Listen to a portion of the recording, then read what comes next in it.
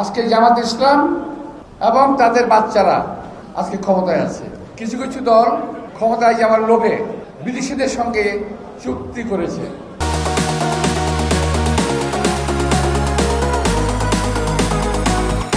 ধর্মের কথা বলেন, দাড়ি রাখেন, টুপি পরেন, আবার মিথ্যা কথা বলেন অনর্গল।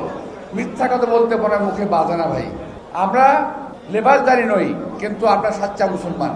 আমরা কখনো মিথ্যা কথা বলি না। একটি চক্র ভোট ব্যাহত করার জন্য চেষ্টা করছে। এই চক্রটি কিন্তু নতুন না। এই শকুনের একটি দল 1971 সালে বাংলাদেশকে মেনে নেয় নাই। এখন পর্যন্ত এই দেশের স্বাধীনতা সার্বভৌমত্বকে তারা মেনে নিতে পারছে না। তারা সকাল দুপুর সন্ধ্যা বিএনপির বিরুদ্ধে প্রচারণা চালিয়ে যাচ্ছে এবং অকথ্য ভাষায় কথা বলছে। বিএনপি ক্ষমতায় নাই বহুদিন, 2007 সালের পর থেকে এই পর্যন্ত বিএনপি ক্ষমতায় নাই। কিন্তু তারা এখন বিএনপিকে ক্ষমতাসীন ধরে নিয়ে বিএনপির বিরুদ্ধে কথা বলছে। অথচ ক্ষমতায় কিন্তু আছে ওরাই যারা আজকে কথা বলছে। আজকে জামাত ইসলাম এবং তাদের বাচ্চারা আজকে ক্ষমতায় আছে। এটা আমার কথা না। এই দেশে প্রধান ব্যক্তি তিনি বলেছেন যে ওরাই আমাকে অ্যাপয়েন্টমেন্ট দিয়েছে। আপনারা শুনছেন না এটা, যে ওরা আমাকে অ্যাপয়েন্টমেন্ট দিয়েছে। তো আমি এটা বলতে চাচ্ছি যে এখন ওরা ক্ষমতায় থেকে এবং প্রশাসনের প্রতিটি জায়গায় প্রশাসনে যারা নাকি এই নির্বাচনের ভাগ্য নিয়ন্ত্রণ করবে, নির্বাচনের জনগণ ভোট দেবে, সেই ভোটের ফলাফল তারা ঘুরিয়ে দিতে পারে। আমি মারাত্মকভাবে এই নির্বাচনে একটি কারচুপির আশঙ্কা করছি। আমি যে দেখতে পাচ্ছি দিব্যচক্ষে ওদের প্রশাসনের বিভিন্ন জায়গায় আওয়ামী লীগের লোকেরা বসে আছে, জামাতের লোকেরা বসে আছে এবং বিশেষ কিছু মহলের লোকেরা বসে আছে যারা বিএনপিকে পছন্দ করে না।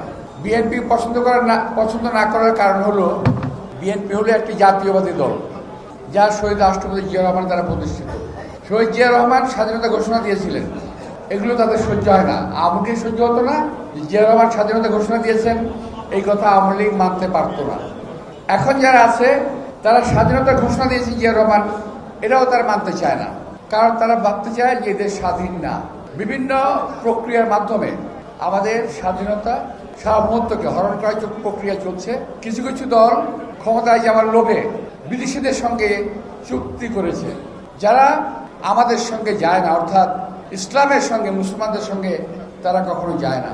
কিন্তু একটি দল ইসলামের নাম দিয়ে, ইসলামের নাম বিক্রি করে তারা ক্ষমতায় যাওয়ার চেষ্টা করছে বিদেশের সঙ্গে চুক্তি করে, এবং তাদের ছানাপোনারাও সেই জায়গায় গিয়ে নেমে পড়েছে। আপনারা খেয়াল করে দেখবেন তাদের যে মুখের ভাষা, কদর্য ভাষা, যে ভাষা আমরা ব্যবহার করতে পারি না, আমরা কখনো করি নাই। আমার এত বছরের রাজনৈতিক জীবনে এই ধরনের ভাষা আমি কখনো শুনি নাই। প্রতিপক্ষকে তো আক্রমণ করতেই হবে, কিন্তু সেই আক্রমণের ভাষাটা হয়তো অতি সংযত এবং সত্য ভাষণ। ধর্মের কথা বলেন, দাড়ি রাখেন, টুপি পরেন, আবার মিথ্যা কথা বলেন অনর্গল। মিথ্যা কথা বলতে পরে মুখে বাধে না ভাই। আমরা লেবাসদারি নই, কিন্তু আমরা সাচ্চা মুসলমান। আমরা কখনো মিথ্যা কথা বলি না।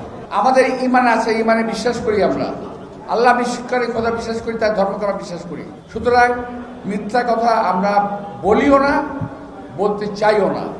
নির্বাচনী জেতার জন্য মিথ্যা কথা বলতে হবে কেন? কি দরকার আছে? আমি বলবো যে আমি কি করেছি নির্বাচনের জন্য, দেশের জন্য। আমি বলতে পারি যে আমি কি করেছি, আমি বলতে পারি আমি কি করব। এসেই বিএনপি সম্পর্কে, আমাদের নেতা তারেক রহমান সম্পর্কে, প্রার্থী সম্পর্কে আপনার জঘন্য ভাষায় কথা বলতে থাকেন। তো এতে আর যাই হোক, আপনারা খুব লাভবান হচ্ছেন আমি মনে করি না। কিছু কিছু ব্যক্তির দ্বারা আপনার প্রভাবান্বিত, যারা এই দেশে থাকে না, এই দেশের স্বাধীনতা সার্বভৌমত্বে বিশ্বাস করে না, যারা বিদেশে থাকে, বিদেশ থেকে কথা বলে, তাদের কথা মতো আপনারা ডায়লগ দেন, বক্তৃতা দেন, কথা বলেন অসভ্য ভাষায়, নোংরা ভাষায়। আমি বেশি কিছু বলতে চাই না। দয়া করে এই দেশে মানুষকে বোকা ভাববেন না, এই দেশে মানুষের সঙ্গে প্রতারণা করবেন না। যা বলবেন সত্য বলবেন, সত্য বলে ভোট নেন, পাস করেন, কোনো অসুবিধা নাই। কিন্তু মিথ্যা কথা বলে, ষড়যন্ত্র করে কোনো পরিস্থিতিতেই যদি নির্বাচনে কিছু করার চেষ্টা করেন, সেটা আমরা মেনে নেব না।